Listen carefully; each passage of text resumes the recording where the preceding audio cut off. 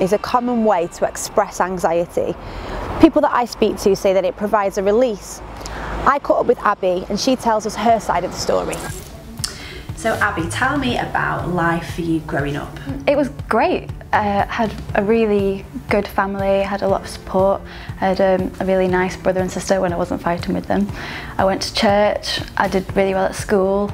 I was always like the top of the class, so I just felt like I had a really good childhood, which made me feel even worse about feeling low like I did some days. Tell me a little bit about sort of self-harm and how that started for you. Yeah, basically I would just have days where I felt absolutely the bottom of the world. I felt like absolutely hopeless about the future, really depressed, and I had no idea why. It didn't seem to be triggered by anything, it would just come on out of the blue, and I would just feel like the world would be a much better place if I wasn't in it, and that my family and my friends just wouldn't miss me if I just disappeared. And it started with me using my fingernails to cut my arms. I'm not entirely sure where I got that from or what triggered it, but I felt like it was a form of punishment really. So I was really angry at myself that I was really low and I didn't know why. So I felt like I had to punish myself, and that's why I started cutting myself. And then it progressed from there when there was a girl in my PE class at high school and she had cuts all over her forearms, and I heard her talking about using razor blades to do it.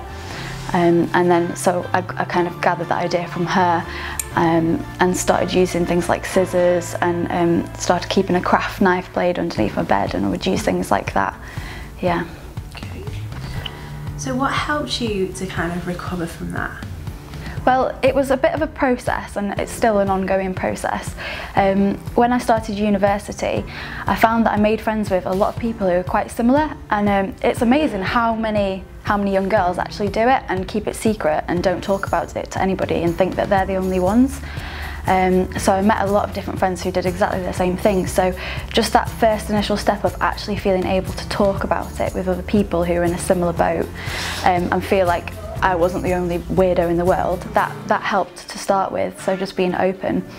And then in the process, it was really my faith and my church community that helped me kind of discover that's not who I should be, that's not what I need to do to make myself feel better.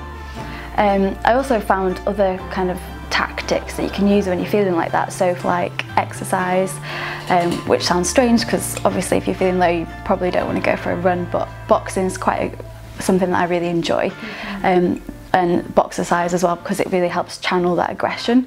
Yeah. And also journaling, so getting your thoughts out onto paper, even if you're never going to read them again, just making sure that you get them out of your head so they're not trapped in there. So your sort of top 3 tips would be tell people about it, yeah, go do some exercise, yeah, and to journal, write stuff down. Yeah. Great. So just tell me a little bit about how you are now and what you're doing now and how life's kind of working out for you. So I feel like I'm still on that kind of recovery process.